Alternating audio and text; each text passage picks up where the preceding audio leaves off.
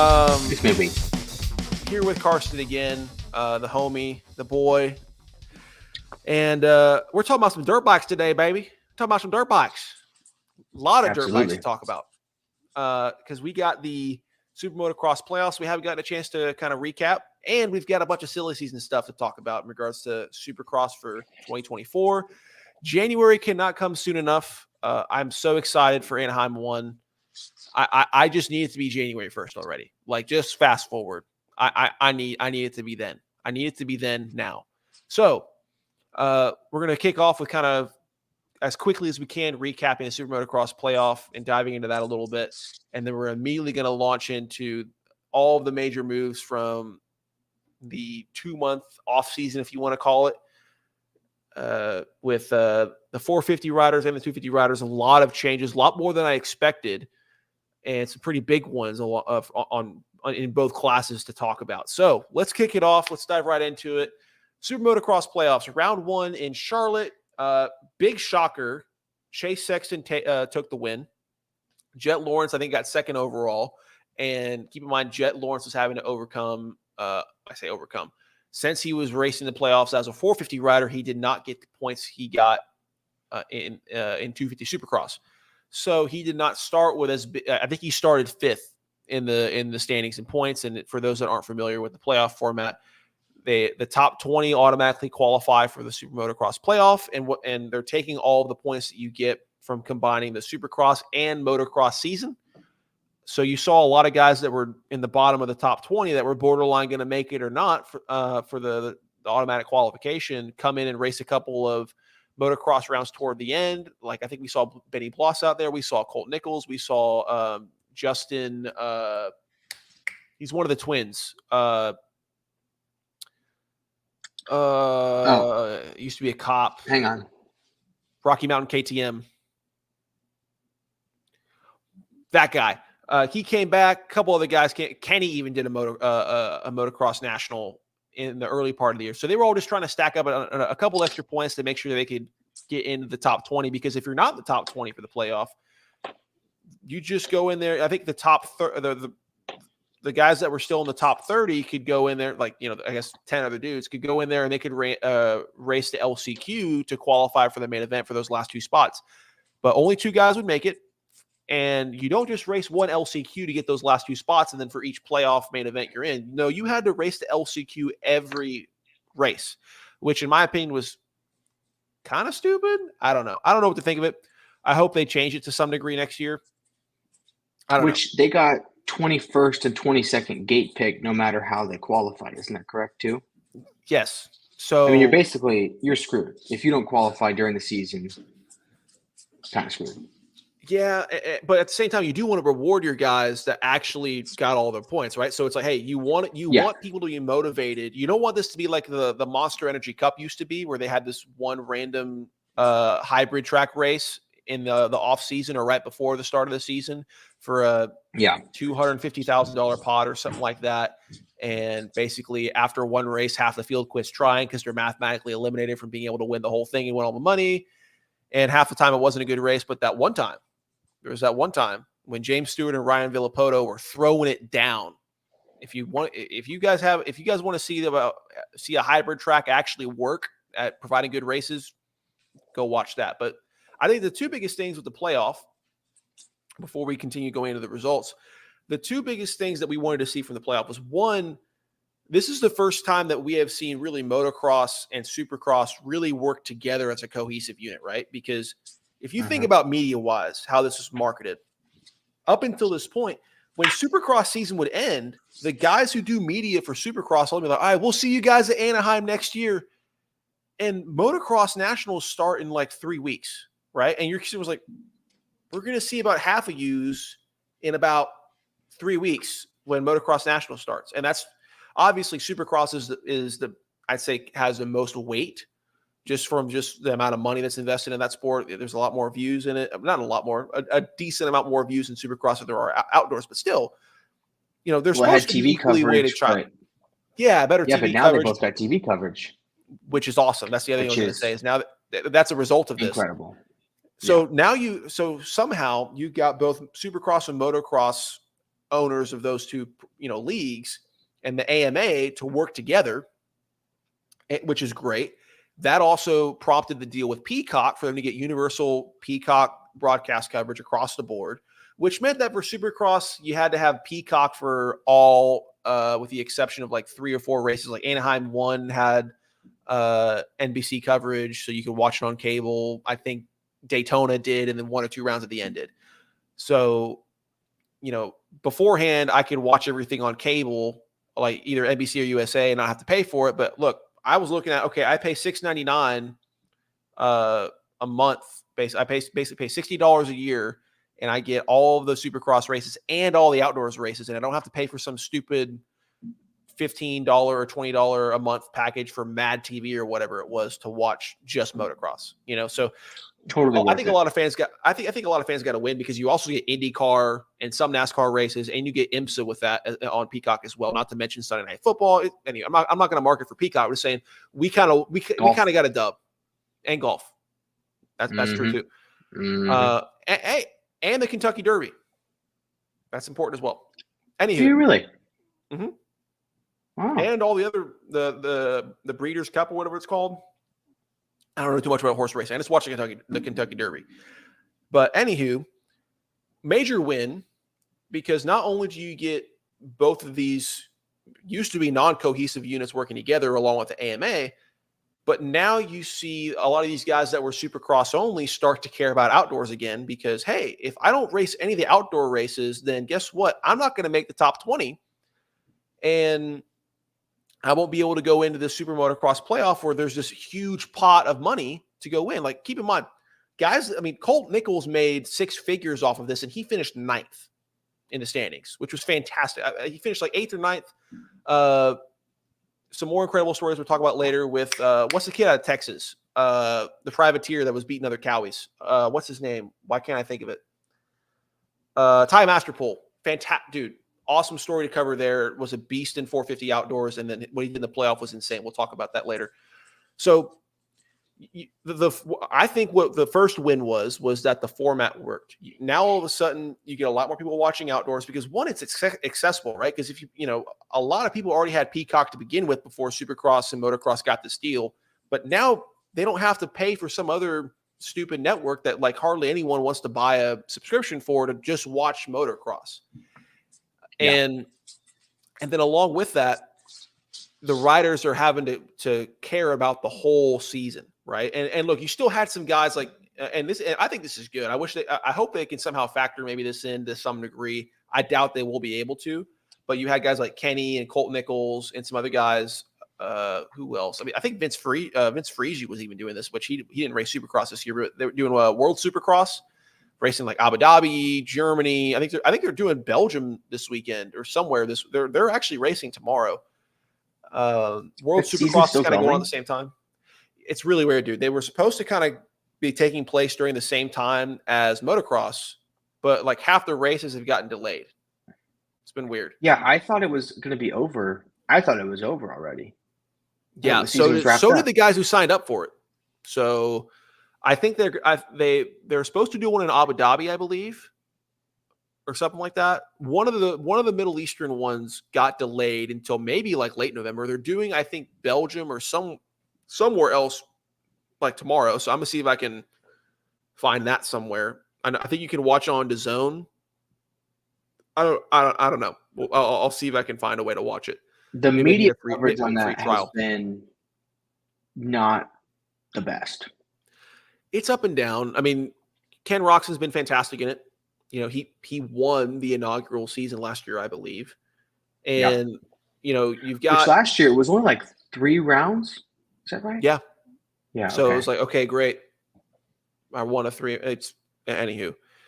And yeah. I think it's good for the sport because, as long as you can get the factories to buy into it, that means more guys get opportunity to make money, which is good. Mm-hmm. And it can grow the brand because if you think about it, you're getting some guys that do MXGP that can come in and race some Supercross. You get some guys from America that maybe don't have a factory outdoor ride. Well, maybe they can get a privateer rig or something like that. Like Colt Nichols technically has a semi-factory ride with Rick Ware Racing to go and do that.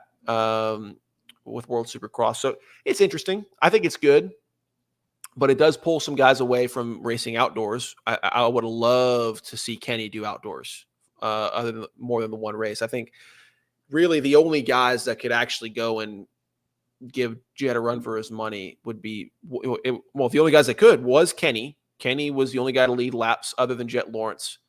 And then Chase Sexton could at least run him down and then freaking tip over. But anywho, that's a whole different thing.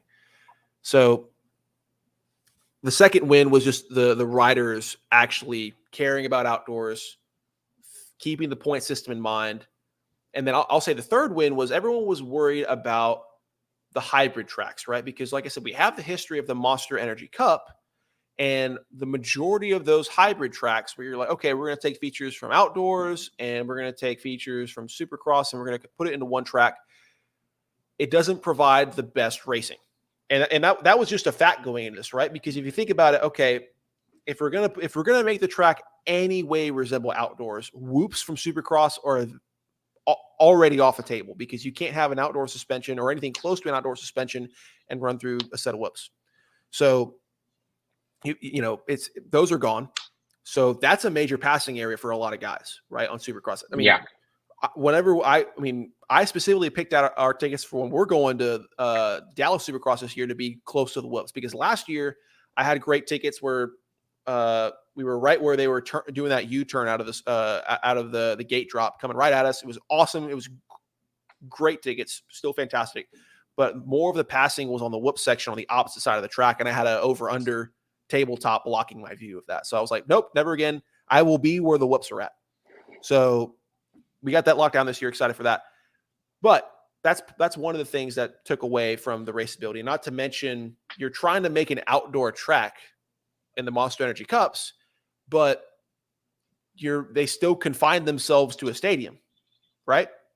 So it's really hard to make a lot of those outdoor track style, hold the throttle wide open, massive ruts, you know, maybe one or two lines to pick from and just go for it, you know, bigger, longer in distance jumps as well. You can't really do that when you're still working out of a football stadium. Baseball, maybe. It's a little bit easier with baseball. That's why I love Anaheim and other baseball tracks, because they usually just produce better races than the football tracks. Because with the football tracks, you can't avoid doing 90-degree turns, and 90-degree turns do not offer any passing opportunities. So, with all that being said, what did we see? Okay, well, Charlotte was better than expected. It was probably the closest to a true 50-50 Supercross and motocross, because you had the tabletop over-under. You had a really, really long rhythm section that was Supercross style, where guys could do their selection of double, triple, quad, whatever they wanted to do. And because they had that rhythm section in there, it did require them to run a little bit tighter suspension, at least some kind of close, like it's like you wafted a little bit of Supercross odor onto an outdoor suspension. So, and then the rest of it was outdoors, right? You had a big, super long 180-degree turn that was very much out. It was outdoors dirt. And I think it's really important to mention that to further show the working together of the two leagues, you literally had both. You know, there is two different track building crews for Supercross and for motocross. For Supercross, it's Dirtworks. For motocross, I forget what the name of it is. I'm not as familiar with it. But both of those different groups that build the tracks for those different leagues showed up and they worked together. Literally, they mapped it out to where, okay, Dirtworks, you guys handle all the Supercross stuff, and this is what you're building. Motocross guys, you're using different dirt, and you're building this stuff. So literally, you'd have dirt for Supercross, dirt for the motocross section, different guys working on it. It really worked really well. So Charlotte was really the closest to a true 50-50, hybrid track. And then we go to Chicago, and that was really more like a 70-30 outdoor track. And then to bounce that off, you go to Coliseum. The Coliseum. I don't know why I couldn't think of that. And the track design was really cool. It was definitely more like it was kind of a flip. It was an opposite of Chicago, where it was a 70-30 Supercross to outdoor. But I will say, it was so freaking cool to see those guys go up in between the columns and then jump down like they're on top of a mountain skiing down. And they had a camera right there. Out, oh, it was incredible with the line coming back into the stadium. You had a chicane. You had a chicane double into a giant sand whoop section, which sand whoops are anything like Supercross whoops. It just means you got some bumps and a straight line of sand. Yeah. But you've got guys that are transitioning from dirt to sand, and that double, you're jumping on sand. You're jumping in and onto sand, and then into a giant sand section straight away, and then into a 180 turn. So that was probably the main passing section. And like I said, the track, the first main event for each class in that one provided some good racing towards the end when the track got more beat up. And this is the only critique I have for the Dirtworks guys and the other team was they saw, okay, these first two main events, as the track got more beaten up and rutted up, the racing got better. There was more passes on track. You know what we should do? We should get rid of all those ruts, and we should, break down the whole track and then re-water and everything, because that will make it better. And no, it didn't, because the same thing happened. Well, actually, they overworked it so much to where we didn't get as many ruts formed in the second round of main events, and there wasn't near as much passing on track in the second two events for 250s and 450s as there was for the first two. Because that first 250 main event in the Coliseum, dude, that was freaking cool. There was action all over the place. 450s, there was some action in there too. Not the best, but still a good amount, enough to keep your eyes open. And in the last two, it was just kind of so-so. So let's kind of break down. Let's just do a recap. I'll try to, because we have so much more to talk about, I'm going to have to just breeze over it to some extent. Chase Sexton kind of shocked everybody and finally beat Lawrence on track in the Charlotte race. We talked about it earlier briefly. And everyone was like, okay, is this the point where he goes on a run? Is he going to be able to really win this thing? And then we go to Chicago. Jet comes back. Chase kind of sold out. Believe it or not, Chase still ran close to his Supercross setup because he was just that much more comfortable on it than his outdoor setup. He had problems with his outdoor setup all outdoor season, that he just was not comfortable on it. And this is coming from a guy who's used to not being comfortable with the bike. I mean, in the Supercross season, he was getting bucked off his bike like a Bronco at random times, even with a 20-second lead. That was his main problem, and he would rather go back to that than his outdoor setup. So that's important to note. And then we're like, okay, well, this is kind of a winner take all between Chase and Jet going into the third playoff round. And Kenny is also in the picture because Kenny was doing so well. Kenny gets second at Chicago, and Chase gets I think he got third, maybe. No. I think Chase got third. Winner take all going into the third round for both. Yeah, so in the third round, it was winner take all between Chase and Jet. Kenny, if he won, he would need Chase to finish ahead of Jet. I think that was the thing. Okay. So that was kind of the way it was working out. Or I think it might have been the opposite of he needed Jet to finish ahead of Chase. I don't 100% know. But Kenny was in play, but just needed one thing to happen. So I'd say one of the main technical things to note, we talked about the hybrid track. I think what was really cool for me, and I want to get your thoughts on this so I can stop talking after my monologues. I think the first round was all about setup. I think so many guys showed up there thinking it was going to be like a Supercross setup, that they were going to have to run looser to get closer to an outdoor setup, because of the fact that you have a rhythm section and you've got an over-under, you have a different lane choice, you have 2 lane choices to go through. And it kind of ended up being the opposite. All the guys who brought only their Supercross stuff kind of got hung out to dry. Like RJ Hampshire, he thought it was going to be way more Supercross than it was. Cooper Webb only trained Supercross when he signed with Yamaha. And, they just got taken aback. It did not work. So when, you watched the Charlotte race, and and kind of saw all the craziness. So what did you find the entertainment in kind of seeing all these guys have to, like, for lack of a better analogy, mess around and find out? And there was a lot of finding out. There was a lot of guys hit the turf. Adam Cianciarulo had a big crash. From what you saw, what are your thoughts on how much it pushed these guys with their setup and really their riding style in general? Yeah, it seemed like every race, the mechanics were really having to work pretty hard to make, adjustments on the fly, because it was different every single time. It wasn't like, okay, we got to figure it out for the first race.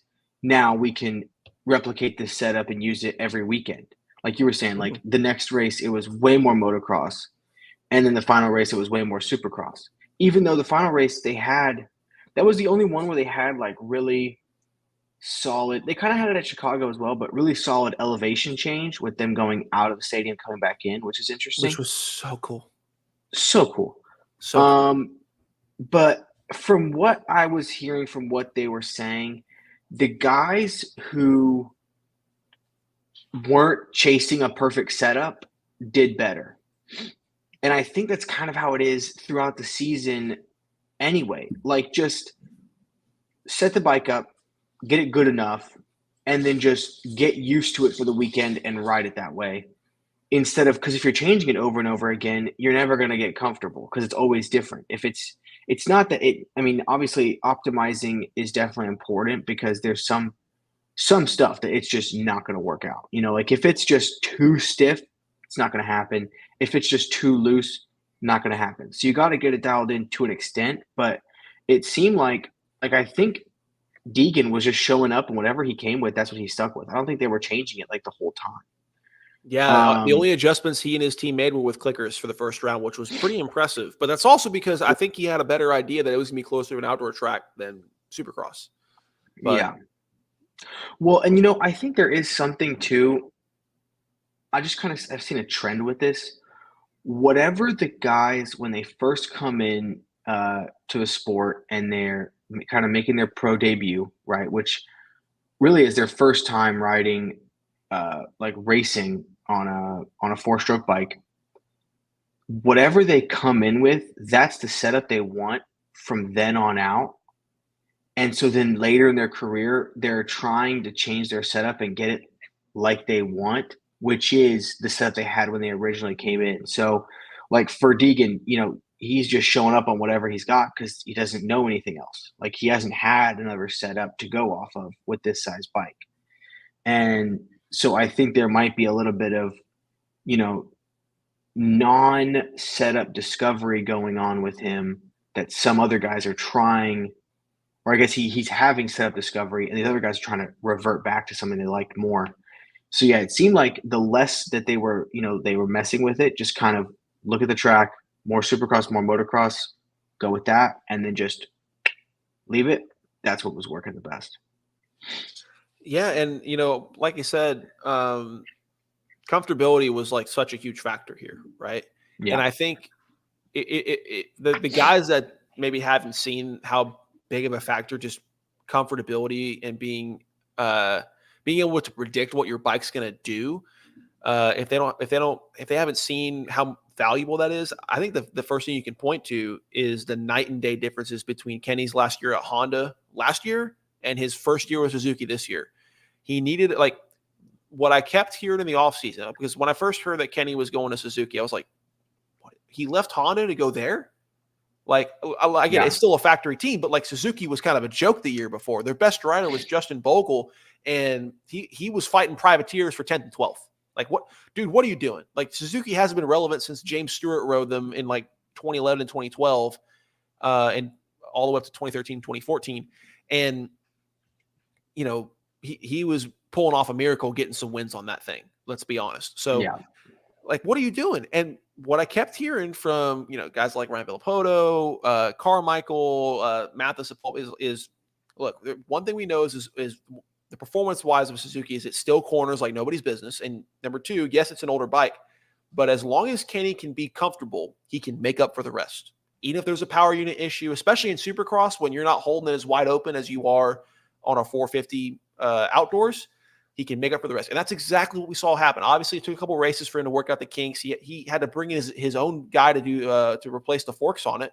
He's not running factory forks. He's using somebody else, which Suzuki gave him the flexibility to do that. And, Suzuki just committed to, we want to get you comfortable. And it paid off for Kenny. He got a win. He got a couple podiums. He did good in outdoors. He then proceeded to win Motocross of Nations last month, which is really cool. As far as he was the best individual rider. France got the national win, so that was the bigger thing. But Kenny won the overall. So, when we see what happened with Deegan and Shimoda looked really good. And to some extent in the early part, Chase, comfortability was such a huge thing. And, comfortability was such a thing that Chase rode basically a outdoor track in round 2 on his Supercross setup because he was like, I know what this will do at least. Like, I will have arm pump in 5 laps when I hit those deep outdoor ruts on those turns and my bike's trying to jump all over the place from the tight suspension, which is why you have to run a looser suspension for outdoors, along with other things like braking bumps. Like if you have a super tight Supercross suspension going for braking bumps, it's going to buck you around. So that's why that's another reason they run looser suspension for outdoors. Comfortability was, and really just getting the bike to where you could predict what it was going to do, which that was such a huge factor because if you could get comfortable in those practice sessions, you were going to have a significant leg up because everyone else, they're like, okay, we're racing a hybrid style track that we rarely ever see. I mean, we haven't seen a Monster Energy Cup in years. And who knows, this could be a Supercross style setup or an outdoor style setup. Either way, we're going to pick one of those two, and then we're going to work it back towards the other. So everyone thought, hey, we're going to do a Supercross setup, and then we're going to loosen it up closer to an outdoor setup with the clickers. And halfway through free practice in Charlotte, everyone's switching out for their outdoor bikes, or outdoor setup. So that, to me, that was cool to see because it's pushing both your riders and your mechanics to do, it's challenging them, right? Yeah. So I like that fact. And then let's talk about the championship battle. One thing to keep in mind about the format, I want to get your opinion on this. For those that don't know, the way the playoff style worked was they would give you, based off your top 20 ranking, if you're an automatic qualifier, they would give you a set amount of points, right? Basically, Chase Sexton started with 25 points, I believe. Then the second overall was Plessinger, I think. He had 22 or something like that. Cooper had 20, or no, Jet started with 18 or something. I don't know. Goes down the list. And then playoff round 1, the overall guy gets one, like Supercross gets 25 points or something like that. Then round 2, it's double points for the winner and all the other results. Then round 3 is triple points. So on one hand, you're taking weight out of the first race and a half, really, or race weekend and a half, but you're keeping it to where anything could happen going to the finale. So what are your thoughts on that? Do you think they need to revise that at all, or should they leave it the way it is? I thought it was good because Deegan only won one race, and it was in the first round, and he was able to win the whole thing. But here's the thing: had he not done that in the first race, he wouldn't have won. So it's kind of like, if you don't care about, keeping change, whenever you get your fast food and you give them $5 and it was $4.50 and you're like, I'll keep the change. One day you're going to have $999,999.99. Well, buddy, you're a penny short of being a millionaire. At that point in time, you need a penny. So although it's not that much at the beginning, I think it does make a difference in the long run of the whole thing. And I personally, I like it. The fact that we had a winner take all situation, it wasn't there was some guys that were, you got 3 guys in the top and the third guy, 4 people have to crash for him to be able to actually win. It was no, if one of them wins, they win. And I like that. I think that's interesting. I think it's fun. I mean, it continues to build, right? And with the 450s, you really kind of had a 3-way winner take all. Kenny just needed one thing to happen. He just needed a finishing order between the other two, right? So coin flip. I'd say it's a coin flip if Kenny wins. And then on the 250 side, you had a 3-way winner take all. Hunter could have won it. Shimoda could have won it. and Deegan could have won it if they just win the overall. And then on Yeah. top of that, who was the Yamaha rider that had a shot at the overall and winning? That in the second moto, it didn't happen. I don't know if he wrecked or whatnot. It's one of Deegan's teammates. Well, I know Not Justin Kitchen Cooper, the other actually won guy. the last race. Was it Thrasher? No. No. Thrasher's ACL surgery. It's the other one. Jordan Smith? Jordan Smith, I think, won the first race, right? Yeah. I think. Is that right? I know that he did have a chance at some point. Yeah, it was like guys came out of nowhere because Jordan Smith didn't really race much of motocross. Is that correct? Am I thinking that right? Jordan Smith did motocross. I think he missed some at outdoors, I think. I don't know. I'm not 100% certain. Yeah. But what I do know is he was like 4th or 5th. And I'll see if I can pull it up real quick.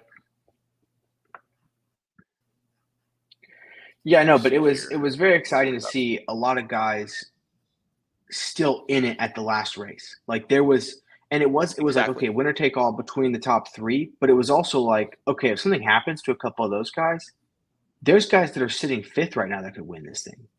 So it was very exciting to watch. And the other thing that I really enjoyed as well, which was really good, was the fact that only the top guys were racing, the top 20 or 22, I suppose. And so lap traffic was pretty much a non-event. Until Kenny got screwed over on the last lap when he was trying to get Jet in the last race of the season. He was within, I think, a second and a half of Jet trying to run him down. And then Justin, once again, what's his name? Oh, Justin Hill got in the way, or was it Josh Hill? One of the two. One of the Hill brothers got in the way, and he lost a second. And then you have like half a lap to go, and Jet was able to hold it from there. But Kenny ran him down and made it interesting, at least. After, of course, Chase Sexton was leading by 5-6 seconds. Even Jet said, he's like, for once, he had it won. It was his. I threw everything I had at him to try to catch up. I didn't have anything for him.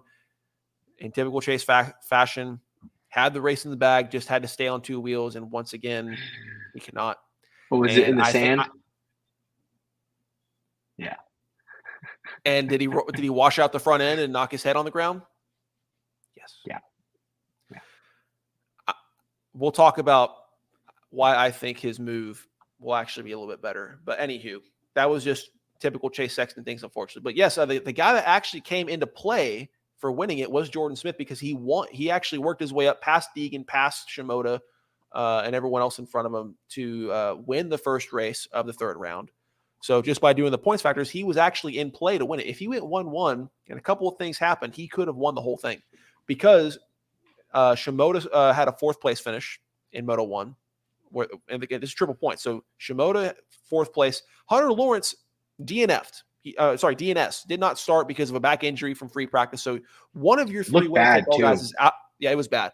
One of your 3 winner-take-all guys is out, which it sucked that Hunter Lawrence couldn't cap off. He didn't have an opportunity to cap off his 250 career, but honestly, provided a lot of entertainment for us, because I think he could have been. Well, I wanted to see him shoot it out. I think it would have been still close between him, Shimoda, and Deegan. But your 2 winner-take-all guys finished 4th and 5th in the first race. He finishes 1st. So mathematically, it kind of almost became a winner-take-all between him, Shimoda, and Deegan.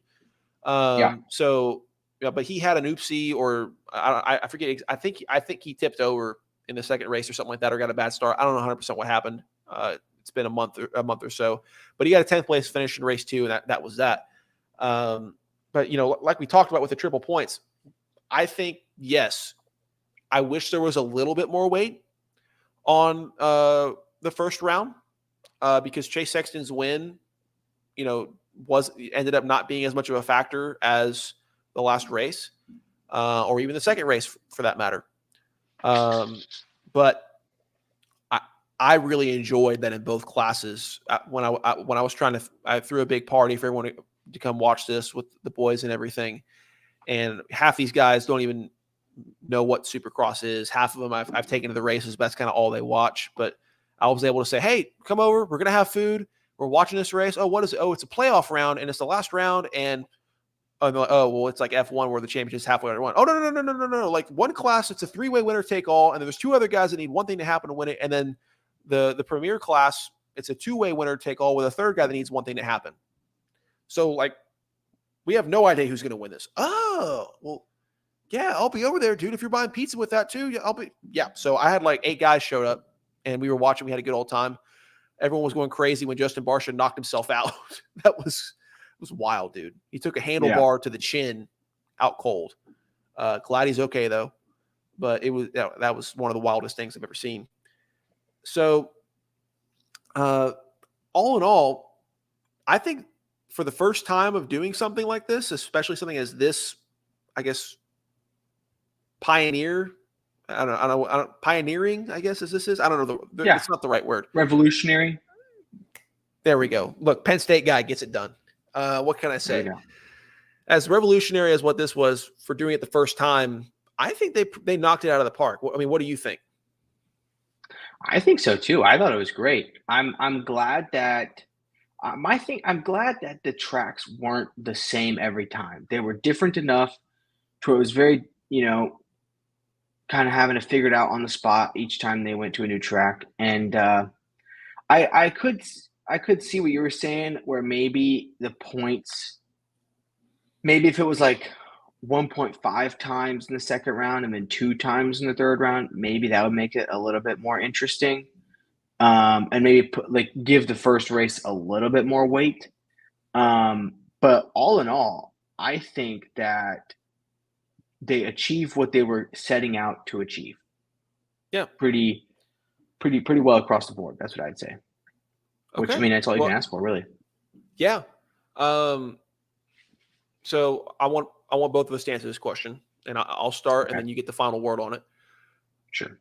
If you were to change the playoff format and really how this whole playoff works in general, what would you change? Now, personally, I think this is tough to say because NASCAR's regular season can be exciting some of the time, and then other races are really boring. It just, like Daytona, Talladega, those are great.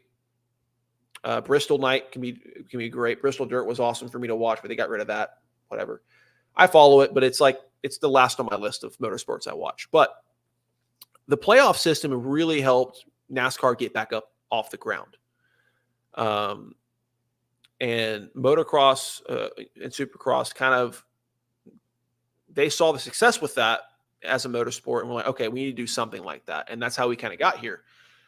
But I will say, the one thing that NASCAR does, and this is because their playoff season is basically like 3 times as long as Supermotocross's playoff, which is understandable with the restriction in time. And you got to give these guys some kind of a break, right, for more than a month. Mm-hmm. They actually eliminate drivers after with NASCAR. It's every 3 rounds, every 3 to 4 rounds. And the one thing NASCAR does that I don't like is, okay, you do all this elimination playoff style, and then it all just comes down to one race. You get to your final 4, and then it's just, okay, whoever wins Phoenix wins the championship.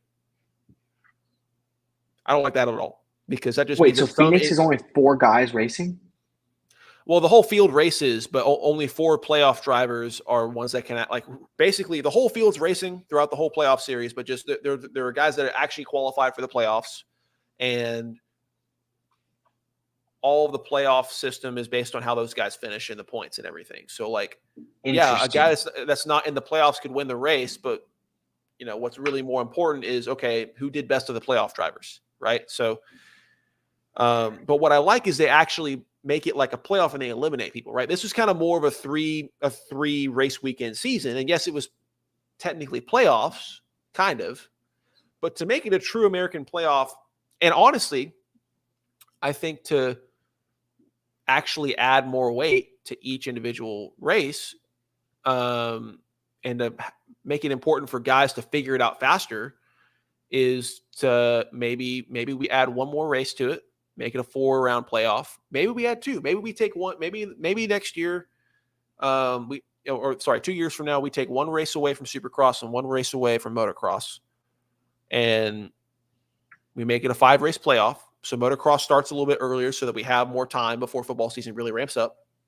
Mm-hmm. So that way they can get access to some of the football stadiums, one or two of them, like the Coliseum. But then they can go to drag strips and like Chicago and stuff like that for the whatever they want to do.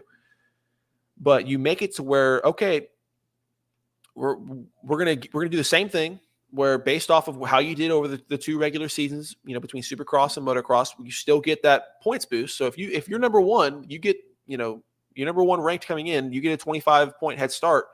But there's going to be a cut line like there is in NASCAR, and after maybe there's you do round 1 and 2, and then the top, say you start with 20 guys, top 12 move on.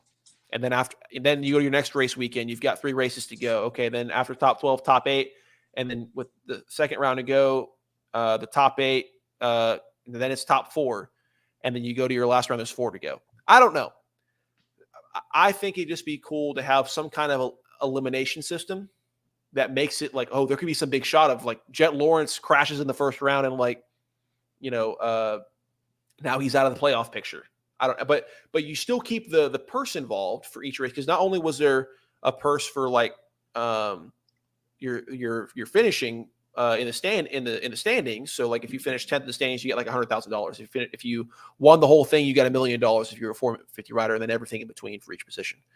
But there was also purses for the individual races themselves. It was a little bit smaller, but if you won a race, you got $100,000 paycheck or something like that. It was pretty crazy. So you still have that motivation for those guys like Jet to keep racing, because they can still make a lot of money for the individual races and their final standing. But like, I don't know. I think it'd be cool if they put some kind of elimination system in there. But then at the same time, then you can't have like what Shimoda and Lawrence did, and even like Jordan Smith did, where, okay, they had a bad race weekend. Maybe they had 2, but they could still mathematically have a miracle third round and come in. I don't know. I think it's as good as what they've done for a 3-round playoff, but I think if you start to expand a little bit, then maybe you should look into doing an elimination system. I mean, so that's my kind of pitch. What are your thoughts on that? And what would you do differently? I don't hate the elimination system. I think that's got some merits to it. I've got a little bit of a different thought on it, though. I think it would be nice if they had, and I don't know how you do it. Okay, I'm just the idea guy. All right. But if we had some more open and bigger venues for them to use to build the tracks on, and some way to be able to incorporate more elevation change stuff, like with the Coliseum, to where they can, get it more motocross-esque in the terrain, but have obstacles that are more Supercross style. I think that would really spice things up, and maybe add, some more passing opportunities in there. And who knows? Maybe they develop a whole new type of suspension for this just to be able to race a track like that. I don't Maybe know. they do like what Mercedes did in F1, where you can just turn, push the wheel forward, or in this case, the handlebars forward, and all of a sudden you get Supercross suspension, so you can go through whoops. Oh, that would be incredible. That'd be crazy. Now, but imagine if someone forgot to hit the button and went in the whoops with outdoor suspension. Oh my gosh! Yeah, or it stopped working midway through. They would die. They would die.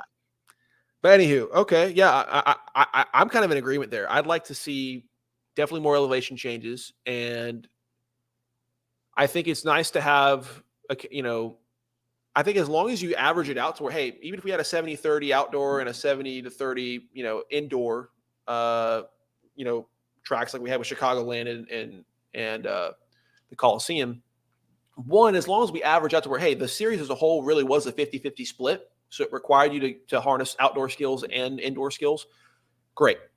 But if we can get more, I think you hit around the money. If we can get more tracks that truly are 50-50 for the actual whole track itself, and you have more elevation changes, you have more room to work with, I think it's going to call for more drag strip tracks, more speedway tracks, and maybe they get more creative in where they place this. I know I think the main key, the only abomination, the only really, really bad thing they did, there's no reason why the first round was a day race. It killed the vibe. I thought we were watching an outdoor. I thought we were watching an amateur national to someone. That was the vibe. It was awesome. But you put the Charlotte race at night. I 100% agree. It should be a night race. Each 100%. One of these needs to be a night race. Needs to be in primetime hours. Like, Supercross at night is awesome. So if you want to have the hypeness of Supercross, put the freaking race at night. They do like 1 or 2 races of Supercross at midday, like the Utah race, and then one of the other ones. And they did Atlanta. The same thing happened with Atlanta. This last season, they did Atlanta Motor Speedway, but they did it at like freaking 2 o'clock in the afternoon. So not only did I have to interrupt watching, I forget what I was watching. Oh, I don't know if it was F1 or what. I had something else I was watching. I don't know what it was. I just remember I had to interrupt watching something else to watch that because that was more important. And it just killed the vibe for Atlanta, and they didn't learn their lesson. And they did the same thing, and the vibe was off a little bit. It would have been way better at night. So I think they all need to be night races. You're hit right 100% on the money. Need to go more 50-50 style tracks, more elevation changes, all that good stuff. Maybe if they really want to go hard, if they really want to call it Supermotocross and not Supercross, put a 40-man gate drop. No. They would kill each other. Yeah, I agree. If you put 40 guys on anything close to Supercross track, it would be carnage. There's disastrous. Which might make it really entertaining, but half the field would kill themselves. Yeah, if they could put it though where it's Supercross on a motocross size track, perfect, done. Yep. Yeah. Okay. So this is going a little, as usual with any of these podcasts involving me. Ran a little longer on that subject than we wanted to, but that was good stuff. So let's get into silly season, and there is a lot to talk about here. So we'll try to go through it as best as we can. Let's start with you want to start with 450s or 250s? What do we think about? Let's do 250 first. Not as much action there. I like it. Yeah. Warm up with 250s and then go a little more in depth with 450s. Okay, so let's go through the whole list of what the most important ones that we've got, and then we'll just choose which ones we really want to break down. So going through what I have here, Joe Shimoda to Honda, leaving Cowie to go there, leaving Mitch to drive. Wow, I wasn't expecting that. Enzo Lopes to Yamaha. No one saw that coming. So that's a great thing for him. Or should we say Star Racing Yamaha? He was on Club MX previously, so that's the more important. Star Racing Yamaha. Big difference there. Levi Kitchen goes to Cowie. Leave Star Racing Yamaha to go to Cowie. Didn't expect that either. Jalek Swoll to Triumph. This was kind of like the Chase Sexton thing, kind of like the worst kept secret for a whole year. I'd been hearing it for 9 months. So, and then on top of that, this won't be relevant for another 9 months, but Joey Savacci signs with 250 for Triumph as well. But because of him pointing out of Supercross but not motocross, he can only race 250 motocross. And then he'll do 450 Supercross when they add 450s in 2025. So for those that don't know, Triumph is entering Supercross and motocross for 2024, but only with 250s. And then the year after, they'll add 450s. So Joey Savacci will only race motocross, so that's why we're not going to talk about him too much.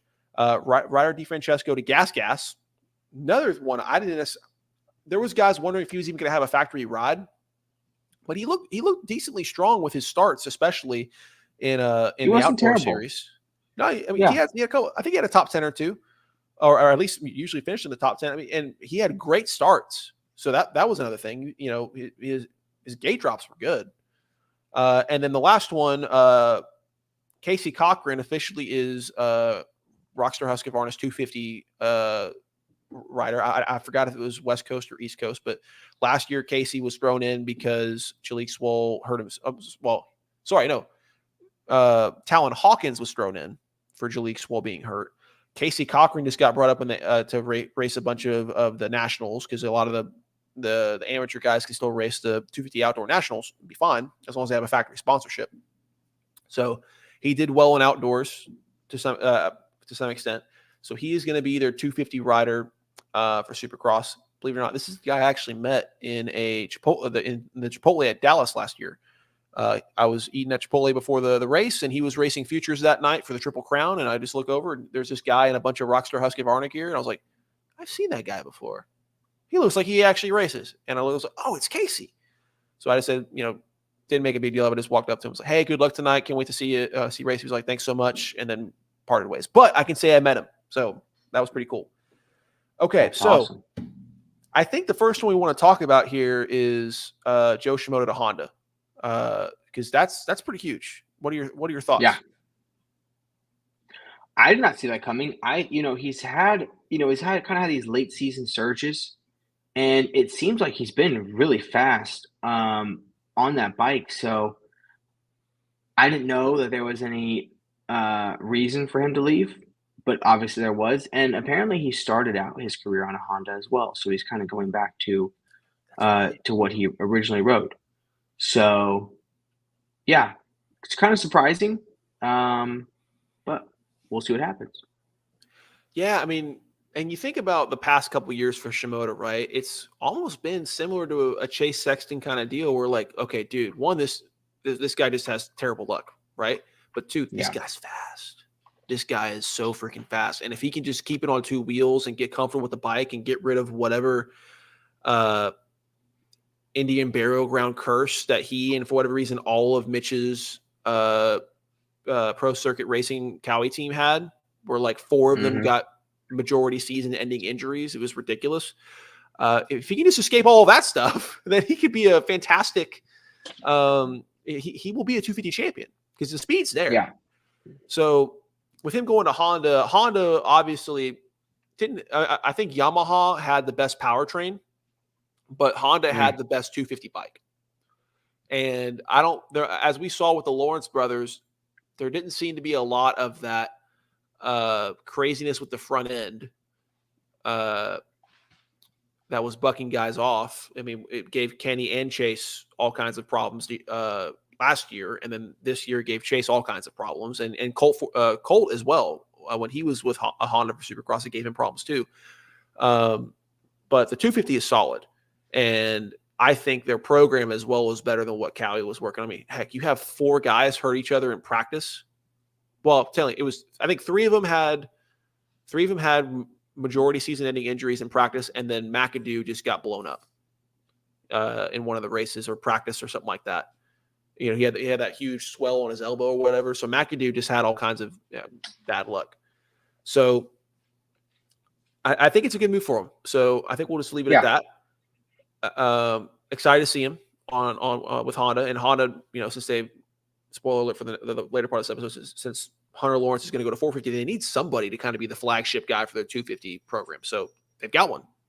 So who do you want to talk about next in the 250s? I guess we can talk about Jalek Swoll real quick. The one that's not really that much of a surprise. Worst kept secret, right? Yeah. I think there was stuff about that before it was even kind of confirmed that Triumph was even going to have a team.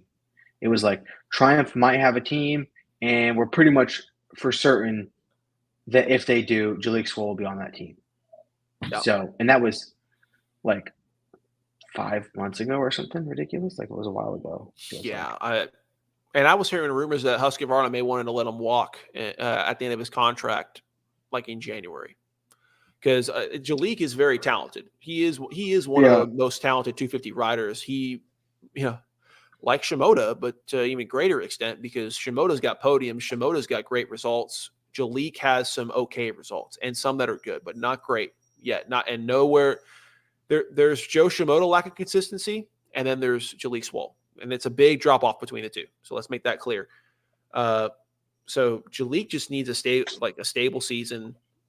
So I don't know if going to a brand new manufacturer is the best move for him, but I think it might have been his only factory option. I don't know I think Husqvarna was getting ready to move on from him. So I think both sides win. Triumph gets a 250 rider for Supercross that will be experienced, but still young and talented. So you kind of get the best of both worlds. Now it's a matter of, can you give him a stable platform? So yeah, we'll see. I hope the listeners can't hear my crazy cat playing with some toy with a bell on it in the background.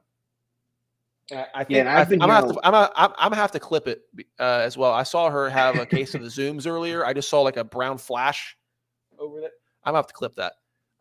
So if you see a crackhead cat rolling around with like a rainbow fuzzy worm with googly eyes on it in the background making noise with a bell, that's Kit Kat, our cat. So shout out Kit Kat for being a crackhead. Anywho, sorry about that.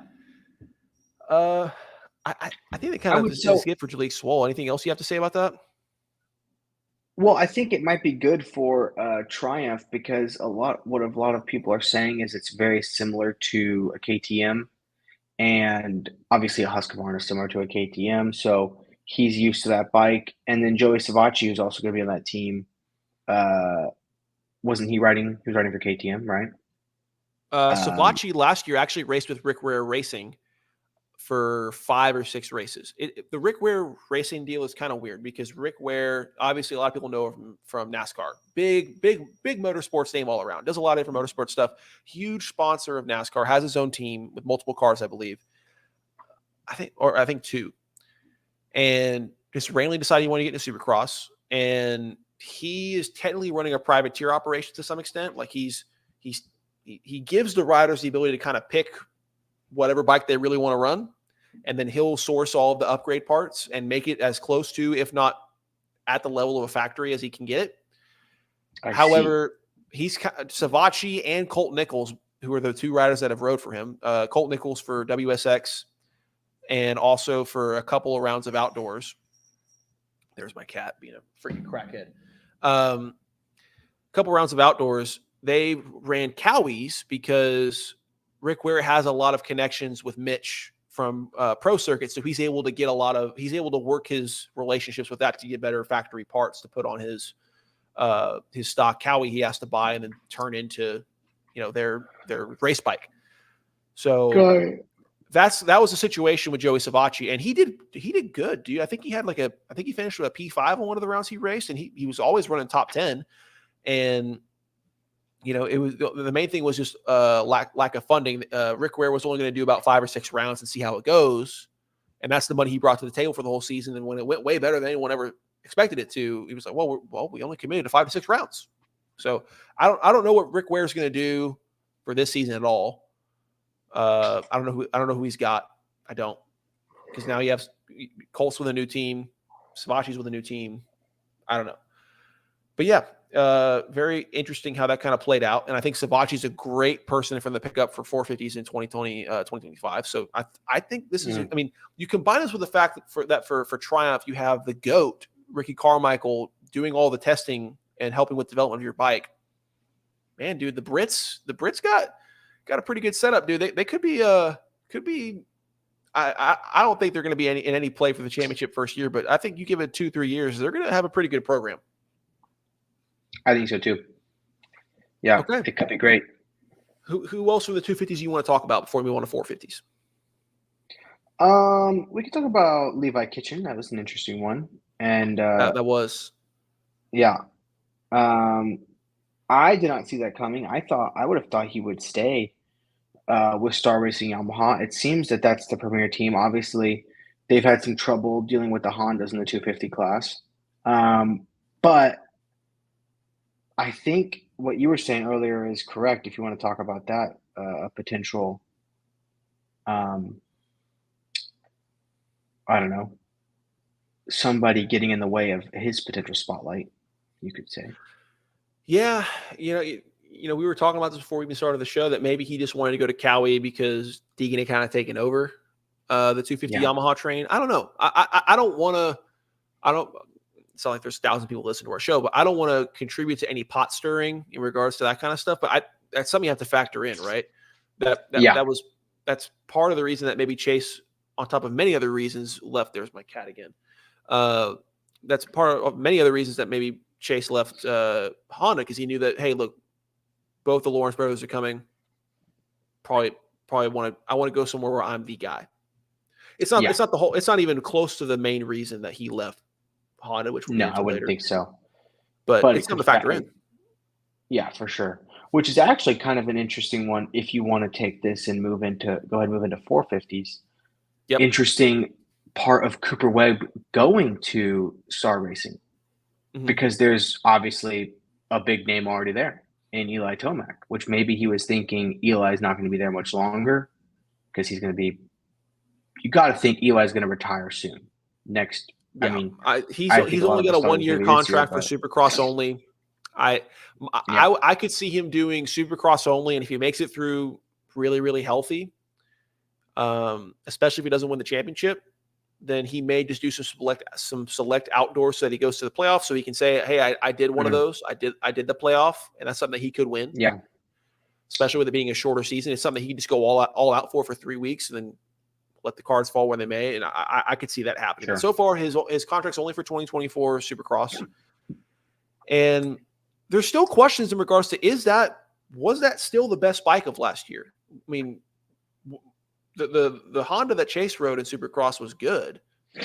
The 250 Honda was dominant. The 450 Honda was good, but it was temperamental. And there's questions on how much of that was Chase and how much of that was the bike. And I think it's a little bit of both. Chase is a guy that puts a lot more weight on his front wheel than other riders. And we'll get into this when we talk about Chase, but there's already that, because if you start to wash out the front wheel and you're a guy that runs a little more weight on the front wheel than most, you're going to have when the front wheel washes out, it just happens. When the back wheel starts to wash out, you start to fall that way. You have a little time to prepare and maybe shift your weight and use your legs to kind of get it under control. But at least if you do fall over, you have a couple moments to go, oh crap, let me brace for impact, right? When you lose the Mhm, front, it's just night. And that's what was happening with Chase. And we know Honda has had, and I've talked about this many times, they've had some front, like that front end of the Honda is very flexible and temperamental. It will fully compress and load up on random occasions where other bikes do not, from the Supercross season. We saw Chase Sexton in either Indianapolis or Detroit fully loaded up his front fork, and then it spit him right off of it on a braking bump. Now, granted, it's not like a motocross braking. It was like a Supercross one where it's literally an actual complete bump that you have to slow down and go over before you do a 90-degree turn. But like, no one thought he was going to get bucked off and fall over on maybe a 15 to 10 mile an hour braking bump. But we saw that it compressed all the way and then tilted 45 degrees after it fully loaded and then spat him off like a mechanical bull at a drunken bar fight. It didn't make sense, right? So what we do know is with Cooper Webb going to Yamaha and then Eli Tomac being there, we know that bike, it seemed the most consistent. That was the biggest thing. Cooper Webb, at one point, he was trying to he was trying to, and then eventually did change his forks 2/3 of the way through last season with like 5 races to go. He changed to a different set of forks after pleading a KTM to do so, just to try to do anything to get closer to Eli Tomac on that Yamaha, right? Tomac, while he did have to make some changes every now and then, really we wouldn't hear a lot of major things of, oh man, Tomac's having to do a lot of testing this week. He's not going to do a lot of full motos. He's having to, try to fix his setup and maybe try a different set of forks. I mean, Chase and Colt Nichols, it took them the whole season to get that Honda to really be any kind of predictable, even with as talented as mhm, both of they are. I mean, Colt Nichols is on record talking about it really took him the whole season to get that thing dialed, and he and Chase both had to work on it together. And Tomac, he would just have these nights where he would just be off, but I thought that was more him of the bike. So this is a question I have for you. Based off what we saw from last season, the 450s specifically, do you feel like the Yamaha was the best bike of the 450 class? that is tough to say, and the only thing that I go to that, makes it seem like the Honda was better than Chase made it seem was how well Jet rode it in motocross, and Mhm. Chase was still having trouble. So I got to think that there's something that, there's got to be something with that bike that just does not mesh with Chase, and it's obviously a very good, a very good bike for some people, given how well Jet did. There you go. One second. This is one of those episodes. I've got a cat on cocaine in the back, and Yeah. Karsten is dying. This is one of those. Oh. But yeah, I think you have a great point. And Jet made that bike look way more consistent as a 450. 250, it looked great on both ends. this last season with Jet And and from Hunter. what I heard, Jet had a completely different setup on the bike too. So, So it and wasn't the same that's what bike. I was going to point out is here's what happened in regards to why those two bikes were just completely different. I'm sure you saw this. All the Pulp MX guys actually got to go do a ride day and test both Jet's bike and Chase's bike. And they were like, no, these are Yeah. two, they have the same paint job, two totally different bikes. And the reason for that is Jet, because he, wrapped up the championship earlier, he got to spend his last couple rounds of Supercross actually testing for outdoors. A lot of people don't know this. There's such a small gap between the end of Supercross season and the start of motocross season that you have to start if you're going to do the outdoor season, you're going to go in there and try to be ready to go by round 1. Then you have to start testing during the last couple rounds of Supercross. Some even start testing with the last 4 rounds to go, especially if they're not in the championship picture. They're like, okay, I know I'm a player for the outdoor championship. I got to sell out for this. So, Chase was like, okay, I'm still in play with 5 rounds to go and 4 rounds to go. Eli didn't hurt himself until there was 3 rounds left, and it was on the 3rd round. So he's like, okay, well, this is the closest shot I've had to a championship. I've got to sell out. So he didn't do any outdoor testing until the break, and even with that, he most likely took a week off so he can give his body a chance to heal. I think he did some during the last round because technically he wrapped up the championship in the second to last race. So maybe at the most he got 2 weeks of testing, right? So with his limited time frame, he didn't experiment with any other different setups. He was like, okay, last year I took one of the best riders of all time, Eli Tomac, down to the last race and did phenomenal outdoors. Had my best outdoor season ever on this setup. Just give me that again. So that's what he did. And Lawrence had more time to test. Chase was just like, nah, I'm just give me what I got. And we had two completely different bikes and 2 completely different riders. So it leads to this, okay, I don't know how to judge that that Honda 450 at all, especially in regards to Supercross, because I don't think Colt Nichols and Chase Sexton's riding styles are very much the same at all. I think Colt Nichols is more of a balanced rider, and Chase Sexton is the guy that rode his riding style, as different personality-wise and honestly in his race strategy as he is to James Stewart. It's kind of similar. Stewart liked to put a little more weight on the front of the bike as well. Similar problems to Stewart of just being able to stay on the bike when you have a 20-second lead. Mm-hmm. So I don't know how to judge that Honda, especially in Supercross for the 450 at all. So I think that's going to be the telltale of when we see both the Lawrence brothers go through a whole 450 Supercross season on it. Is it going to be any kind of the same level of unpredictability as it was with Chase and Colt? Colt had issues with it too. So We'll see. I still like to think that Yamaha, especially we all know in both classes, Yamaha has the best powertrain. Yeah, it's not debatable. It's just not as much of a factor in Supercross because you're not holding it wide open as long. So you can only go so fast, really. Yeah, you're not doing any big uphill climbs like you are at Spring Creek or Budds Creek or Red Bud or something like that. You're not doing any huge long hill climbs that have doubles and triples on them, right? So it's not as much of a factor, but it is important. So we do know they have the best powertrain. We really, in the midst of an amazing 3-way title fight last season with Supercross, I really couldn't tell you who the better bike was. I just know it was between Honda and Yamaha. KTM made a lot better strides, but it still took them about half the season to be consistent in the whoops. And even then, still the Honda, the Yamaha, and I would even say the Kawasaki was still better in the whoops than the KTM. Husqvarna was the same level in the whoops as the KTM because it's the same bike, really. There's some minor changes, but still, they're still both steel frames. They have the same frame design. Same with gas. I really don't know, but I think Cooper Webb going to Yamaha. I think he does go to a better platform compared to last year. With KTM now having Sexton, and of course they got better as we saw a little bit of development in the bike with Plessinger in outdoor season. So I think they're continuing to get better. I think they will continue to get better, especially with the Supercross setup. They two seasons ago, they were abysmal in the whoops when they put that new frame on. to the point where like Kenny, not Kenny, like even Malcolm Stewart, who's like, he's a Stewart. So the Yeah. whoops are like his home. He Natural couldn't gift. he was having to jump through the whoops. That's how bad it was. And you Yeah. had Cooper Webb having to jump through the whoops. So like, massively improved, but still not to the level of Yamaha, Cowie, and Honda. So I still think that in regards to the best bike from when we get to 22 main gate drop round one Anaheim, I still think the best bike round one is going to be between Honda and Yamaha, but the KTM will still be in play. So I think Cooper, I don't know if he upgrades from what KTM will be next season.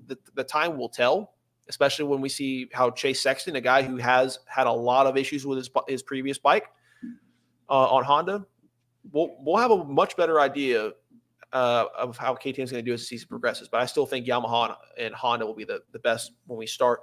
But I think it's a good decision for Cooper Webb. You get a better power. You definitely get the best powertrain. And then Tomac's going to retire probably after next year. He was supposed to retire this year if he didn't blow out his ACL. And so when he's gone for the next 2 years, pretty much, you're the premier 450 rider with at least 3 to 4 years left on your plate, at minimum 2. And you're the premier rider for the biggest team in Supercross and one of the most well-known ones. Honda, yes, they won everything last year, with the exception of the 250 playoff. They almost swept the whole thing. But still, Yamaha traditionally has been one of the biggest well-known teams in Supercross. So I think it's a great move. I'm interested to hear what you think about, once again, like we said with Joe Shimoda to Honda to some extent, but also mainly Jalek Swoll to Triumph.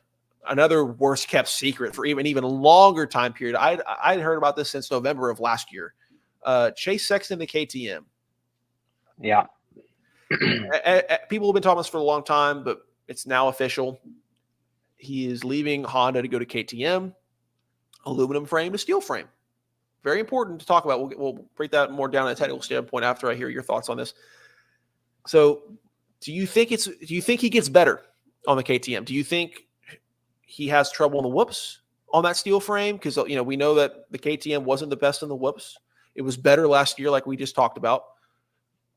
But do you think it helps Chase solve his problems, or do you think maybe the team kind of be focusing focused around him? As they're obviously you have Plessinger there and he's great, but like as far as championship hopes, they're going to be focused on Chase, and he still gets to do his separate program. He's not going to be at Baker's factory. Do you think this is going to work? Do you think this gets to where he is one of the guys that takes it all the way to the end of the Supercross championship, and it comes down to the last few races and he's at least in it? I think it very well could for 2 reasons. The first one being he's kind of he's gonna be the guy at KTM, and so that team is gonna be really coming around him and saying, okay, what do you need to make this work, and let's see what we can do, and bring all these resources together to make sure that this bike is exactly like he needs it to be. So that's the first thing. I think he's gonna have a different level of support. Obviously, HRC Honda is a huge team with plenty of resources as well, but I'm not 100% sure that it was maybe being put to him. You know what I'm saying? Exactly. That's the first thing. Like, so, resource commitment to the Chase Sexton show. That's one thing. Second thing, I think that a lot of what was happening with him is probably just mental, like just mental errors of like once you have that happen where you get out front and you fall like maybe 3 times, the 4th and 5th time you're like thinking about it and just waiting for it. It's on your mind, and so whatever's on your mind is what's going to happen. And so if he can have this fresh, clean slate to go, hey, kind of like whenever it's a new year, new bike, new me kind of thing. I think that is bigger than can be put into words, how helpful that could be for somebody to just be able to kind of, like I said, have a clean slate and go back to the drawing board and be like, okay, this is kind of day one over again. Let's see what we can do. And he's the defending champ. I mean, although he didn't win as many races as Eli Tomac, you know, Still won a lot of you races. know, I think he won 5. enough to win the championship. Enough to take it to the last couple rounds and make it a 3-way He's title got the fight. number one. Yeah. Only one guy's got the number one plate. It's indisputable that he was the fastest last season. 100%. So, like, Tomac, very, very close second. And obviously, Tomac was more consistent and also just in the race, he won more races. You can not be the fastest guy and still win the race, right? Because where you place the bike does the track have a lot of passing opportunities? You know, like the biggest example I have of this is Houston. The Houston race was very pivotal. Chase Sexton had just come off of being a whoop section away from winning in Tampa over Cooper Webb and Tomac, who was having a very off night and was buried down in like 6th or 7th or 8th. It was really, really weird. Tomac just had these random off nights last season. And, he's going into Houston. He's like, okay, I know, look, I just dusted Eli last round. This is where I make the statement. I am the faster rider. I can do it here. But you combine Houston's track layout that really didn't have a ton of passing opportunities. You had the whoop section, you had the sand, the straightaway rhythm section after the long 180 sand section. That was pretty much it. So it was kind of limited. You also had some 90-degree turns, an over-under, which over-unders don't always make it easy to pass. So, matter of fact, I would argue that over-unders, while they're really cool and they're great to have a feature, and they help you compensate for less 90-degree turns in other areas of the tracks, but in those sections, it makes it almost impossible to pass, except for Hayden Deegan, because he did a mid-air pass over the over-under in his debut at Houston, which was cool. But we see Chase Sexton absolutely smoke Eli in the heat race. I remember I got to watch him pass him in the whoops. I was right next to the whoops in the first section. I was like, oh, wow, he dusted Eli in the whoops. Man, this main event about to be boring, dude. And Eli gets to start. He got the whole shot. Chase was working his way up from 5th or 4th, and Plessinger, within the first 5-6 laps of the race, was about to pass Tomac for the lead. He was all over him, dude. Like, we were about to go nuts. And then Ferrandis knocks himself out. Right as Plessinger was about to make the move going into the whoops, he had just come out of the 180-degree bank. We see Tomac slow down on the replay, but live we just saw them both go into the 180-degree turn. It was kind of covered from our angle. So we saw them go in there, and then we see Plessinger come out in the lead, and we're like, oh my gosh. And then we see the ref like, oh, what happened? So then they would restart the race. And after that restart, dude, Tomac just dusted everybody. And Plessinger didn't have anything for him. He started right behind him. They kept the same order. They did a standing, what do they call it? The standing start or whatever. Staggered start. A staggered start. You got it. Yeah. And Sexton got, caught him, got within 1 second of him, half a second of him, but could never pass him. And I think that was a pivotal moment and really took away a lot of Chase's confidence, because he was like, I know I'm faster, but I just can't put it together. Engineering wise, tell me why mathematically this new bike equals championship for Chase Sexton. Okay. Well, as my wife would tell you, a certified nerd, I like to think of myself as a jerd, like a jock nerd hybrid, a jerd, but whatever. Mm-hmm. So listen to a lot of interviews on, Chase Sexton's had to keep himself quiet about this because he was contracted way longer than this other person with Honda. So he had to keep his mouth shut about this, and really didn't necessarily, he really kind of didn't put a lot of negativity on the bike in general, even though we knew the bike was giving a lot of problems with Honda. But I think if our listeners out there, if you want to see more of what I'm about to discuss, go listen to Colt Nichols' interviews. I think he was on the Vermoto podcast and Swap Moto, one of the two others. There was one other one he was on. You watch any one of those, he's going to say something similar to this, which was, number one, when Colt was with Chase at Honda, they had to spend the whole Supercross season getting that bike dialed in. I mentioned that before, right? Well, what does the Honda have? Well, it's got an aluminum frame, like all the Japanese bikes do, right? And one thing that is important to consider when we look at Chase's mishaps and crashes, both outdoors and indoors, it was a big problem, is, okay, aluminum frame, the Japanese manufacturers are making these aluminum frames, not on purpose, but they're just making them to where when they toss you off, there's less and less and less warning, right? Because, you don't get that much of a flex in the frame before it tosses you off. And there's guys that, actually, ride dirt bikes that can explain this a little bit better than I can. But this is from the research that I've done as a couch, as a backseat rider, not an actual rider. But that's the main complaint from a lot of the guys that ride the Japanese bikes is, look, when it tosses you off, sometimes you won't even, it'll happen so fast. This is a direct quote from Cole Nichols. Sometimes it happens so fast, you don't even know why. You just know that you did get tossed. And it'll be when you're just doing doubles, just going not even half, not even 60 to 70% speed in practice, it'll toss you off. I mean, think about the PRC team on the aluminum frames that kept getting hurt in practice, and it's just unpredictable.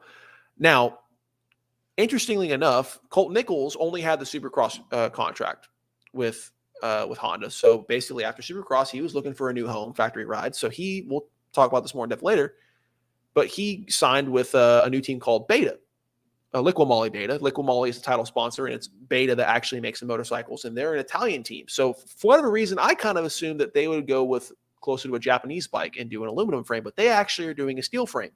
And that's what they ran last year when they did MXGP. That's kind of where they debuted their motocross bike. And Supercross don't make it the same, just with a Supercross suspension setup and all the forks and everything like that. But most important thing is steel frame. So Cole has already gotten time on the bike, as has Chase Sexton at this point. So Cole's been way more public about the differences between being on the aluminum frame, the Honda. Keep in mind, he also rode with Yamaha in his 250 days, won a 250 East Championship on the Yamaha. So this dude has a lot of experience on the Japanese aluminum frame. So this is why I go to him, since he's being way more public and transparent about his transition from aluminum to steel frame, because I think this is what we're going to see in Chase Sexton. And that is, look, the steel frame, it will flex more before it tosses you off than aluminum frame. The aluminum frame will, in some instances, will give you no warning, especially if it has anything to do with the front, right? If you wash at the back, you got some kind of prayer to have an inkling of what's going on and maybe get it reeled in. But there's not going to be any kind of flex in the frame to give you an opportunity to adjust before it completely goes wrong if you have an incident, right? But the steel frame does. He said from the time he's been riding it, even when they sent him to 300cc or 350cc two strokes to just go ahead and get up to speed with how they set their frames and everything, and just their bikes in general, while they were working on sending him over his 450 bike in another 2 weeks. And now he's got the 450, so he's practicing on that. And he's like, yeah, I mean, the biggest thing is that Honda was very temperamental, because it would toss you off and you wouldn't know why. And what did we see from Chase Sexton across Supercross and motocross, right? So many times, you got to give credit to Chase Sexton with all of the dramatics that he had and heartbreaking losses. You think about Tampa, right? He's a whoop section on the last lap or second to last lap away from winning and taking the lead in the championship, taking the red plate. And then in motocross, so many times, he's so close to being the only guy that has beaten Jet in motocross, and bike just tosses him off, right? So, we put all this together, and I think when you have a guy that speed is not the question, and he just needs stability and comfort, and more importantly, predictability, I think him going from aluminum frame on the Japanese bike to a steel frame on the Austrian bike at the KTM, I think that will be the best fit for him, honestly. I was very skeptical about him going to KTM at first, because I saw what they were 2 years ago. When you have this new frame, it's not working well. Half your guys are dying in the whoops and having to jump them like they're amateurs doing futures for the first time, right? Like, it's just, it was bad. But you saw their improvement last year in the whoops. So hopefully they keep that going in that direction. I think that'll still be the weak point of the bike. But I think Chase is athletic enough. I mean, he's freaking built like a tight end. He's athletic enough, strong enough to muscle the bike through those and hopefully still be able to skim them. And speed is not the question with him. It's stability. Obviously, when he's racing someone like Jet outdoors, that has been the question. But we saw in a more Supercross-like environment in that second race in round 3 of the playoffs for Supermotocross, when it comes to indoor, he can still be the top guy. He gave it everything he had, and Jet gave it everything he had, and he still had a lead for 7 or 8 seconds on him. And Jet told the press afterwards, I ain't got nothing for him. He had that was his race to win. So from a technical standpoint, without having being a guy that regularly rides dirt bikes at all, which next week we are going to have a guest on that does regularly, did regularly ride dirt bikes. So stay tuned for that. I'm going to get his opinion on this. That is why I think both for Colt and for Chase, I think their new ride's going to work really well, but especially for Chase, because Chase has the speed. I think, and you have to get credit to him with all the dramatics that happened and all of the heartbreaking losses. He still went to all of the media after every race and still did interviews. Was very transparent. It's like, hey, look, this is what I'm battling. Like, this is what happened. This was my fault. You know, he didn't just blame the team the whole time and say, oh, this bike's trash. It keeps tossing me off all the time. Like, he was an utmost professional. And to stay in that championship in Supercross for as long as he did and just keep battling, when you get bucked off as much as he did and take the falls that he did, the punishment to his body that he did, still be able to get up and finish races, get as many points as he could. The mental toughness is there too. And there's plenty of guys that don't have the mental toughness to do that. Ken Roxon at one point was one of them. Eli Tomac at one point was one of them. James Stewart at one point was one of those guys that struggled with mental toughness. You know, so I think he's got that one missing piece in his stability. And I think with the steel frame, as long as that bike remains predictable, he will be a factor. What do you agree? What are your thoughts? Yeah, I think so. Like I said, if he can get past the mental block of getting in the lead and, you know, almost self-sabotaging, and then also he's got a more consistent bike to go along with that, dude might be unstoppable. I mean, honestly, he might be unstoppable because especially indoors. Yeah, the guy's fast. There's no other way around it, you know? Like at a certain point, there's no replacement for just pure speed. But we got the Lawrence brothers coming in. I don't know. Regardless, I think it's going to be an incredible season. As long as more than 50% of the field stays healthy for the majority of the season, unlike last season, will be good. It will be fantastic. Even if Jet is very dominant, it will still be very entertaining. I mean, I just cannot wait to watch Malcolm Stewart on a bike for the first time in almost a year. Like, I cannot tell you how heartbroken I was after 3 rounds. He hurts himself and tears every ligament in his freaking knee except for one, I believe. ACL, MCL, PCL, I think, or whatever. He tore 3 ligaments in one freaking practice crash on a double. I was devastated, dude. I was so excited to see the guy race in person again. So I hope he wins his first race next season. I hope that he is competitive. I'm pretty sure he'll be competitive. It's a matter about how much, because you get a lot of guys that can win races. And I mean, it's just stacked. When we do an Anaheim 1 preview, we'll be able to talk about. You'll be able to make a case for any one of like 15 different riders that could win a race, and then any one of 8 different guys that can win the championship. So let's finish this thing off by going through the rest of the 450 riders that are notable. I'll briefly talk about Colt Nichols to Liqui Moly Beta. For those that don't know, like I said, Beta is a brand new manufacturer. It's an Italian dirt bike manufacturer, and Liqui Moly has been a sponsor for many different motorsports events. We're talking, I think they sponsor something with F1, not with a team, but they're just a sponsor with F1. They've sponsored GT3 racing. They've sponsored rally racing. Liqui Moly has been a very, very well-known title sponsor for many different racing teams, 2 wheels and 4. And then Beta is this manufacturer trying to jump in, and they're kind of doing the opposite of what Triumph is doing. They've signed 2 guys, and both of them are 450 riders. So different approach. And I'm in favor, because the 450 class needed more factory rides. You got all these, you got a lot of 250 teams that have either like PRC, where their 250 team is factory, but they have an army. PRC has 5 different factory riders. Yamaha had like 4 or 5. So there's just a lot more places for people to go at the 250 spot. 450, there's not as many rides available. So you had guys like Benny Bloss, Colt Nichols. Yeah, it makes it tough, because Colt Nichols, he's a 250 champion, and he's looking at like a recent 250 champion, and he's looking at not having a factory ride. Yeah, and not to mention that he was 450 Rookie of the Year and wasn't going to have a factory ride next season. How crazy! Yeah. I mean, what other sport is, dude? Rookie of the Year, great job. Imagine CJ Stroud. Hey, you did a great job for his rookie season. We don't have a spot for you. Yeah, it's just crazy. It's wild. In 450, you have 14, maybe 15 to 16 true factory rides available, and 40 guys race every weekend, and they narrow it down to the top 22. And really, it's more like 12 to 13 that are legit factory rides. Depending on how people like Suzuki do and Gas and stuff like that. So,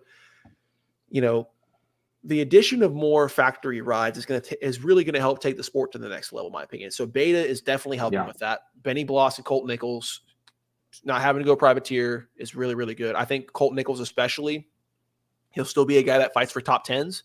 And if he's having a great night, he's got the potential to fight for podiums, dude. I think so. When we were down to those last 2 races, I was like, okay, we've got like 3 factory riders left. Well, it was 4. We have like 4 factory riders left, and one of them is Colt. If he beats one of those guys, he can get a podium. And of course, then he wipes out, gets himself hurt. So I was pissed about that. But he's a guy that had a top 5 finish, 1 or 2 of them, I think, several top 10s. I think he'll continue to progress. I think he'll be a guy that will find a home here. And he's got a multi-year contract. I think it'll be really good, dude. Just another big one, 2 big ones that let's just cover at the same time, I guess, to some degree. Hunter Lawrence to the worst kept secret. Hunter Lawrence to the Honda 450 and Justin Cooper to the 450 Yamaha. I guess my question is, which of these 2 do you think will have more of an impact in their first season? Do you think Hunter Lawrence is a race winning, can contend for race wins? Do you think he can contend for a championship? Same thing goes to Justin Cooper. What do you think? That's tough to say. I think I have to go with Hunter Lawrence, but I want to go with Justin Cooper. You know what I'm saying? Like, I would like to see Justin Cooper come out and do really, really well. But you can't argue with the Lawrence brothers' talent, you know? Yep. And him and his brother racing together again, I mean, that's going to be wild. It's going to be electric. I can't wait. The only counter I can offer to that is, I mean, Justin Cooper had what, 6 or at least 5 races on that Yamaha 450 last season. So argument can be made. He may truly be one of those guys that is a better. I mean, he may be one of those guys that's a better 450 rider than a 250 rider, because he was getting top 5s and top 7s, 6, 8s. As a rookie on a 450, only racing a select amount of races for your that's true for Star Yamaha. So not only is he did a lot of testing on that, he was dedicated to that season, even though he was racing a couple of races. So he probably already has a setup he's comfortable with to some degree, but he may be one of those guys that is better earlier on, and then Hunter catches up to him. I think it's safe to say that those 2 are going to be compared to each other quite a lot. Do you think? I think so. Yeah, and I honestly. It is very possible that they are similarly matched on the 450.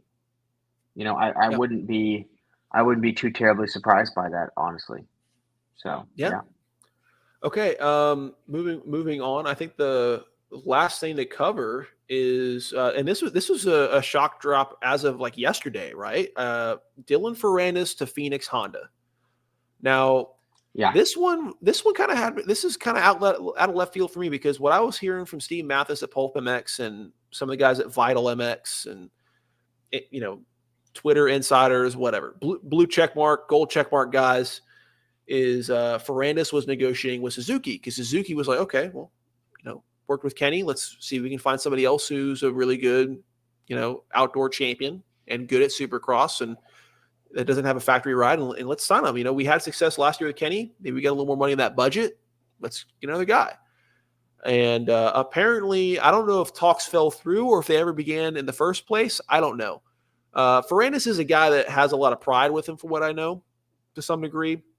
He was a guy he's famous for trashing his bike when his bike is being any kind of temperamental. He's on record all the time doing it. He complained about his bike all of outdoors. That's probably why part of the reason Yamaha didn't offer him a contract for this year. Relationship it wasn't terrible, but it wasn't like it was years ago. So you combine up the fact that he's as talented as he is, he's an outdoor champion, but he's a very inconsistent indoor rider. That's to be said the least. So him going to Phoenix Honda, it's kind of a factory ride. They're really more of like a they're like a Rick Ware, but they do full time. They start with a stock Honda and then they work with Honda to get a lot of factory style upgrades. So it's good to see him still in the game, but do you think he's going to be any kind of a factor other than just getting top tens with Phoenix Honda next year? I saw something that said he was like seeking out a Honda, which makes me think that there is something to do with that bike that he really meshes with. And so I could see him coming out swinging and actually being really fast and finding that thing he's been trying to get out of the Yamaha that he was never able to achieve these last couple of years. And maybe he's able to find it there. So yeah, I could see him coming out and doing very well. Well, and the two most popular bikes for the privateers are Hondas and Kawasaki's. Yeah. At least from what I've seen, there's some KTM's there too, less Yamahas. There's very few guys that pick Suzuki as privateers.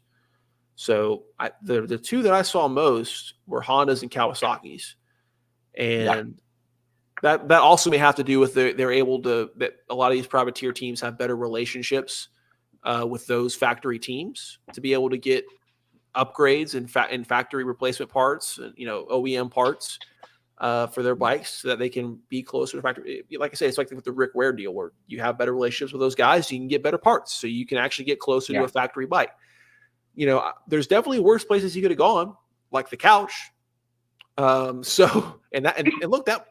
true. That was a big talking point. People were not sure if he was going to have a ride for this year.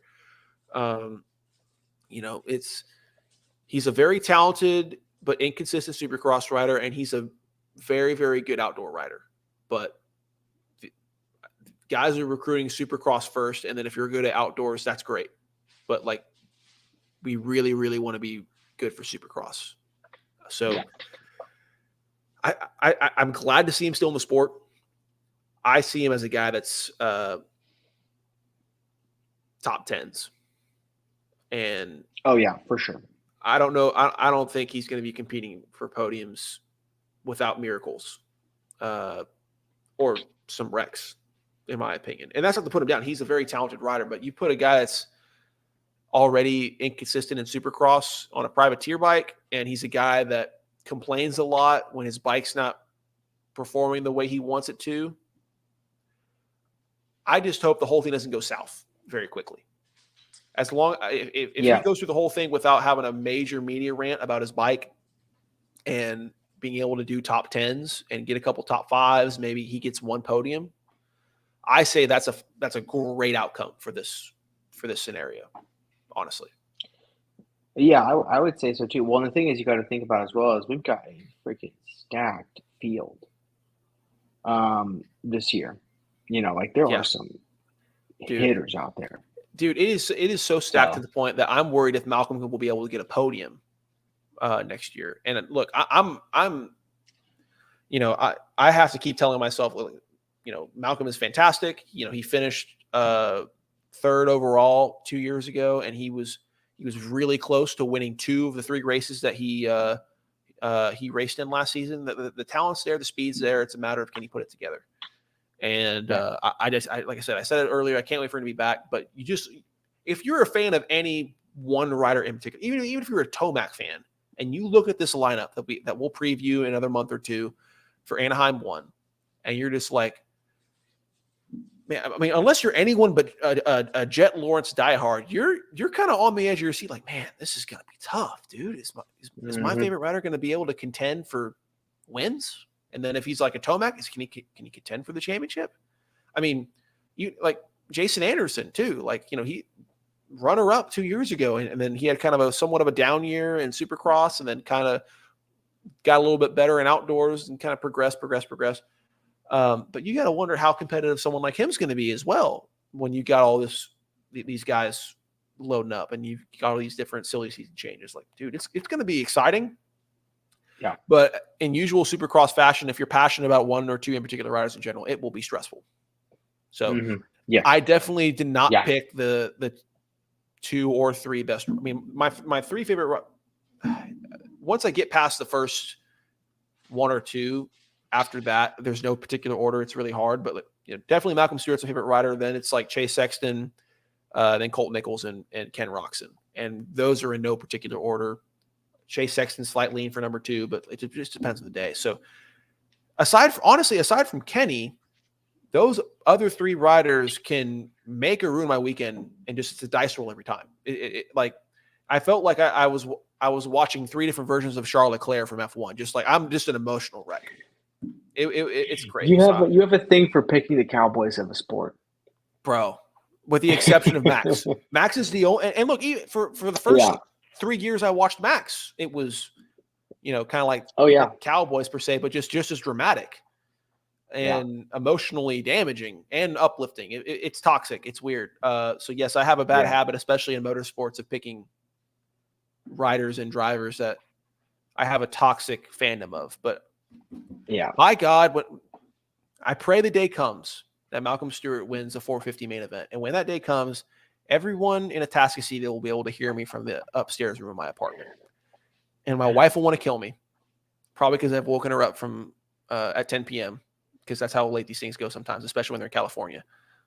Yeah. But I will be a happy freaking man. It'll be it'll be a great month. I will sell. It'll be like the Super Bowl thing. And the whole, like Malcolm and AP, if one of those 2 win a race, the whole stadium will go nuts. Their favorite rider could be Tomac, and he could have crashed and got injured and be out for the season again, like hypothetically again. But he wins, and it's like, you know what, my day's made. You know what, everyone go home, we're good. What? I don't know. I don't care what happened. This is a feel good moment for the whole day. So anywho, all right, this has gone on long enough. This is definitely about a month and a half put off, and it's good to finally just kind of cap off all the craziness that's been happening, dude. And I'm already itching to talk about Anaheim 1, but next week we're going to bring in a special guest. We'll reveal that later, who has actually grew up racing a lot of the amateur national races, and will be a guy that can give us a lot of firsthand knowledge on the sport itself, what the races are like, a lot more of the technical details in regards to different riding techniques, setups, all that good stuff, mechanic functions of stuff. So, and some really cool stories as well. So look out for that special interview next week. And thank you guys for joining us. We'll see y'all next time. Peace.